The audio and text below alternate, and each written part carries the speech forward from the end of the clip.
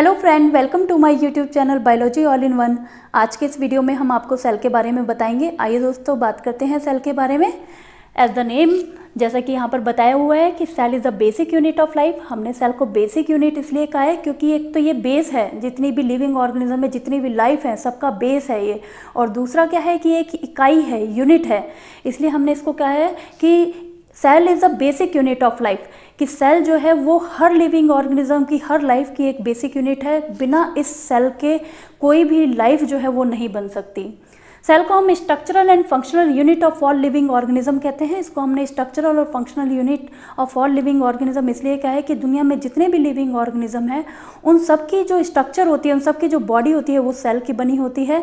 और उन बॉडी में जो फंक्शन परफॉर्म होते हैं वो with the help of cell ही होते हैं। मीन्स अगर कोई ऑर्गेनिज्म यूनिसेलुलर है तो वो सारा का सारा जो फंक्शन होता है और सारी की सारी स्ट्रक्चर जो है वो एक ही सेल से बनी होती है।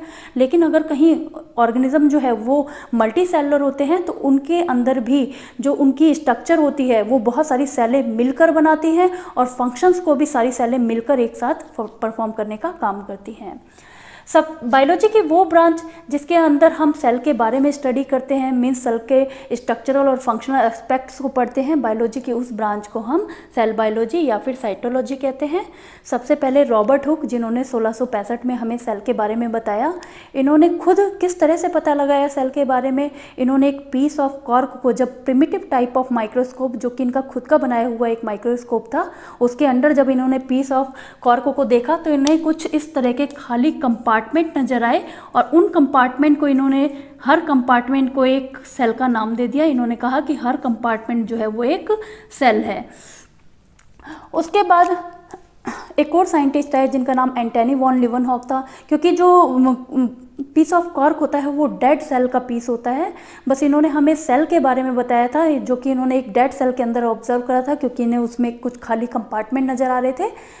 लेकिन इन्होंने लिविंग सेल के बारे में हमें नहीं बताया था। तो जो साइंटिस्ट जिन्होंने सबसे पहली बार हमें लिविंग सेल के बारे में बताया, जिन्होंने लिविंग सेल को ऑब्जर्व करा और फिर लोगों को बताया, वो साइंटिस्ट जो थे उनका नाम एंटनी वॉन लीवनहॉक था।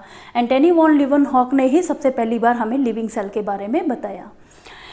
जितनी भी सेल्स होती हैं सारी शेप और साइज़ में वेरी करती है। मीन्स अगर हम एक ही ऑर्गेनिज्म में देखें तो हमें कई तरह की सेल जो है वो देखने को मिलती हैं।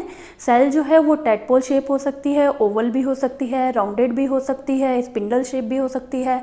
लाइक अगर ह्यूमन की हम बात करें तो ह्यूमन के अंदर क्या होता है, एग सेल जो होती है वो स्पेरिकल होती है, ओवल शेप होती है। अगर हम स्पर्म को देखें तो वो टैडपोल शेप होता है। अगर हम मसल सेल को देखें तो स्पिंडल शेप होती हैं।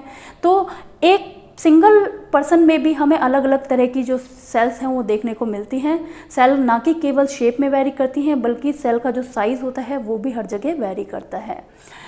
सेल की जो साइज़ होता है, सेल के साइज़ को हम with the help of unit, जिसको हम माइक्रोमीटर या माइक्रोन बोलते हैं, उसकी हेल्प से हम सेल के साइज़ को जो है वो मेज़र करते हैं। और इसको हम एंगस्ट्रॉम में भी मेज़र कर सकते हैं।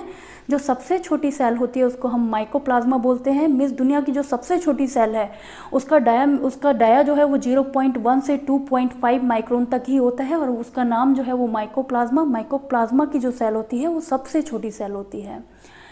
जो सबसे बड़ी सेल है, दुनिया की जो सबसे बड़ी सेल है वो अस्टेरिक एग है, जिसको हम शुतुरमुर्ग का अंडा बोलते हैं, जो कि साइज़ में बहुत बड़ा होता है। तो जो दुनिया की सबसे बड़ी सेल है उसको अस्टेरिक एग बोला जाता है। अगर हम ह्यूमंस की बात करें तो ह्यूमंस के अंदर जो सबसे बड़ी सेल होती है उसको हम एग सेल बोलते हैं, जो कि एक रिप्रोडक्टिव सेल होती है और फीमेल द्वारा बनाई जाती है, फीमेल की बॉडी में प्रोड्यूस होती है। और ह्यूमंस के अंदर जो सबसे छोटी सेल होती है उसको हम स्पर्म सेल बोलते हैं। ये भी एक रिप्रोडक्टिव सेल होती है, जो कि मेल रिप्रोडक्टिव ऑर्गन में प्रोड्यूस होती है। और इसके अलावा अगर हम बात करें कि सबसे लंबी सेल कौन सी होती है, तो हम कहेंगे कि सबसे लंबी सेल जो होती है वो नर्व सेल्स होती हैं, जो कि हमारे ब्रेन के अंदर प्रेजेंट होती है। अब अगर सेल को डिवाइड करा जाए तो मेनली सेल को हम दो कैटेगरी में डिवाइड करते हैं। एक प्रोकैरियोटिक सेल होती है और दूसरी यूकैरियोटिक सेल होती हैं। प्रो माने होता है बिफोर, कैरियोट माने होता है न्यूक्लियस।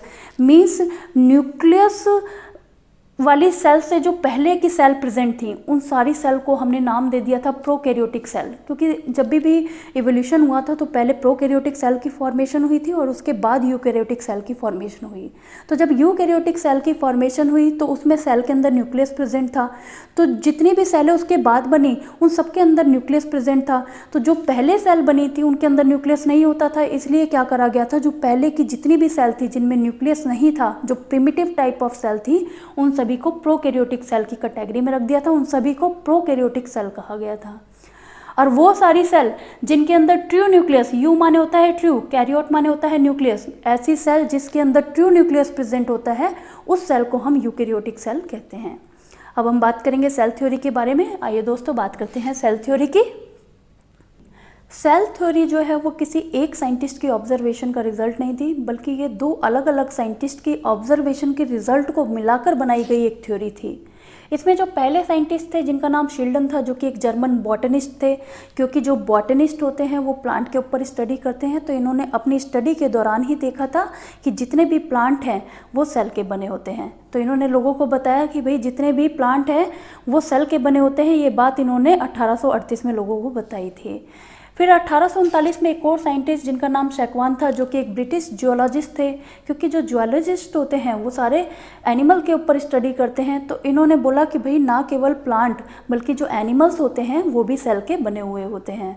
फिर बाद में इन्होंने प्लांट की सेल को और एनिमल की सेल को दोनों को ही स्टडी करा, और फिर इन्होंने दोनों सेलों को जब आपस में कंपेयर करा तो इन्होंने देखा कि इन्हें प्लांट की सेल के बाहर एक हार्ड कवरिंग जो है वो नज़र आ रही थी, वो इन्हें एनिमल सेल के बाहर नज़र नहीं आ रही थी। तो इन्होंने अपनी बातों में एक और बात इन्वॉल्व करी। इन्होंने कहा भाई एनिमल जो है वो भी सेल के बने तो होते हैं, लेकिन एनिमल सेल के बाहर कोई सेल वॉल जो है वो प्रेजेंट नहीं होती लाइक प्लांट सेल। अपनी सारी बातों को कहने के बाद इन्होंने एक हाइपोथेसिस डिज़ाइन करी, जिसमें उन्होंने कुछ बातें जो हैं वो शिल्डन की ली और कुछ बातें अपनी बातों को रखकर, दोनों बातों को मिलाकर इन्होंने एक हाइपोथेसिस बनाई जिसको हम सेल हाइपोथेसिस बोलते हैं। उस हाइपोथेसिस में इन्होंने कहा कि जितने भी प्लांट जो हैं वो सेल के बने हैं और जितने भी एनिमल जो हैं वो सेल के बने हैं, क्योंकि इन्होंने कुछ बातें जो हैं वो शिल्डन की थ्योरी से ली थी। तो इसलिए इस हाइपोथेसिस को थ्योरी में कन्वर्ट करवाने के लिए इन्हें शिल्डन के जो है कन्फर्मेशन की बहुत ज़्यादा ज़रूरत थी। विदाउट शिल्डन की कन्फर्मेशन के इनकी जो हाइपोथेसिस थी वो थ्योरी में कन्वर्ट नहीं हो सकती थी। फिर इन्होंने अपनी इस बात को शिल्डन के पास ले गए और शिल्डन के पास ले जाकर उसके साथ डिस्कस करा, और फिर दोनों साइंटिस्ट ने मिलकर इन दोनों बातों को मिलाकर अप्रूव करके इन बातों को एक थ्योरी दी, जिस थ्योरी को हम क्या बोलते हैं, सेल थ्योरी बोलते हैं। According to the cell theory के अकॉर्डिंग क्या है कि दुनिया में जितने भी लिविंग ऑर्गेनिज्म हैं वो सभी के सभी सेल के बने होते हैं, और सेल जो है वो स्ट्रक्चरल और फंक्शनल यूनिट होती है ऑल लिविंग ऑर्गेनिज्म की। ये बात सेल थ्योरी में कही गई थी। फिर उसके बाद एक और साइंटिस्ट जिनका नाम रुडोल्फ विर्चाउ था, जो कि 1855 में आए। इन्होंने सेल थ्योरी को थोड़ा सा और एक्सटेंड करवाया, इन्होंने सेल थ्योरी को और मॉडिफाई करा। इन्होंने कहा भाई कि सेल जो होती हैं, जितनी भी नई सेल जो होती हैं वो हमेशा प्री एग्जिस्टिंग सेल से बनी होती हैं। इनका कहने का मतलब था कि ओमनी सेलुला ई सेलुला की जितनी भी नई सेल बनती है वो हमेशा प्री एग्जिस्टिंग सेल से ही अराइज होती हैं। ये सारी बातें हमने आपको सेल थ्योरी के बारे में बताई है। सेल थ्योरी जो होती है वो हमेशा टाइम टू टाइम क्या करती रहती है, मॉडिफाई होती रहती है। तो इसमें जो मॉडिफिकेशन होती है उसको हम आगे बताएंगे, आप इसको नोट कर लीजिए, फिर हम आगे इसके बारे में डिस्कस करते हैं। जैसा कि मैंने आपको बताया कि जो सेल थ्योरी है वो हमेशा टाइम के साथ साथ मॉडिफाई होती रहती है, और आफ्टर मॉडिफिकेशन जो नई थ्योरी बनती है उस थ्योरी को हम मॉडर्न सेल थ्योरी बोलते हैं। मॉडर्न सेल थ्योरी को हम सेल डॉक्ट्राइन भी कहते हैं। इस मॉडर्न सेल थ्योरी के कुछ कंपोनेंट्स हैं जिनको हम यहाँ पर स्टडी करेंगे। यहाँ पर हम एक एक कंपोनेंट की बात करेंगे। सबसे पहले हम बात करते हैं पहले कंपोनेंट की, जिसमें कहा है all living cell are made up of one और more cell. Means all living things are made up of one cell, कि दुनिया में जितनी भी लिविंग थिंग्स हैं वो एक या एक से अधिक सेल की बनी होती हैं। अगर कोई लिविंग थिंग एक सेल की बनी होती है तो हम उसको यूनिसेलुलर बोल देते हैं, और अगर कोई लिविंग थिंग जो है वो बहुत सारी सेल से बनी है तो हम उसको मल्टीसेलुलर बोल देते हैं। इसका जो दूसरा कंपोनेंट है जिसमें कहा है cell is the structural and functional unit of life. Means cell जो है वो एक इकाई है दुनिया में जितने भी लिविंग ऑर्गेनिज्म हैं उन सारे लिविंग ऑर्गेनिज्म की स्ट्रक्चर को बनाने वाली एक इकाई, उन सबकी बॉडी में फंक्शंस को परफॉर्म करने वाली जो इकाई है वो एक सेल है। तो थर्ड इसका जो कंपोनेंट है जिसमें कहा गया है कि all cell arise from pre existing cell by division, कि जितनी भी जो नई सेल बनती हैं वो हमेशा जो पहले से मौजूद सेल होती है उसमें डिवीज़न होने के बाद ही बनती हैं। कहने का मतलब ये है कि daughter cell arise from the mother cell, कि जब मदर सेल में डिवीज़न होता है तो उस डिवीज़न की वजह से जो है वो डॉटर सेल की फॉर्मेशन होती है।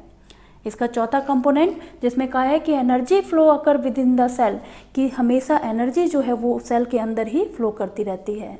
इसका जो पांचवा कंपोनेंट है जिसमें कहा है cell contain hereditary information which passes from one cell to the cell. जैसा हमें पता है कि जितनी भी जो सेल्स होती हैं उन सब के न्यूक्लियस में, अगर प्रोकैरियोटिक सेल है तो ऐसे ही पड़ा रहता है जो जेनेटिक कंटेंट है, हेरिडिटरी मटेरियल है, लेकिन अगर कोई यूकैरियोटिक सेल है तो यूकैरियोटिक सेल के अंदर उसके न्यूक्लियस के अंदर जो है वो हेरिडिटरी इन्फॉर्मेशन जो है वो रखी रहती है। और जब भी सेल डिवाइड करती है तो वो जो hereditary information in the form of जो डीएनए होती है, क्रोमोसोम की फॉर्म में होती है, वो अपनी कॉपी बनाकर जो डॉटर सेल बनती है उसके अंदर भी ट्रांसफ़र कर देती है। तो इस तरह से क्या होता है कि सेल कंटेन हेरिडिटरी इन्फॉर्मेशन, की सेल के पास जो भी हेरिडिटरी इन्फॉर्मेशन होती है आफ्टर डिवीज़न वो सेल जो है, मदर सेल जो है, वो उस इन्फॉर्मेशन को डॉटर सेल में भी ट्रांसफ़र करने का काम करती है। इसका लास्ट कंपोनेंट जो है जिसमें कहा है all cell have basically the same chemical composition, कि जितनी भी सेल्स हैं चाहे वो प्रोकैरियोटिक सेल है चाहे वो यूकैरियोटिक सेल है, लेकिन सबकी जो बेसिक कंपोजिशन है वो सेम है। मीन्स सभी के अंदर न्यूक्लिक एसिड प्रेजेंट होता है, कार्बोहाइड्रेट प्रेजेंट होते हैं, प्रोटीन प्रेजेंट होता है, लिपिड प्रेजेंट होता है। तो हम कहेंगे कि जितनी भी सेल्स हैं सबकी जो बेसिक कंपोजिशन होती है वो सेम होती है। आई होप दोस्तों आपको ये वीडियो जो है वो पसंद आया है। अगर आपको ये वीडियो पसंद आया है तो इस वीडियो को लाइक और शेयर करें और साथ ही हमारे चैनल को भी सब्सक्राइब करें। Thank you.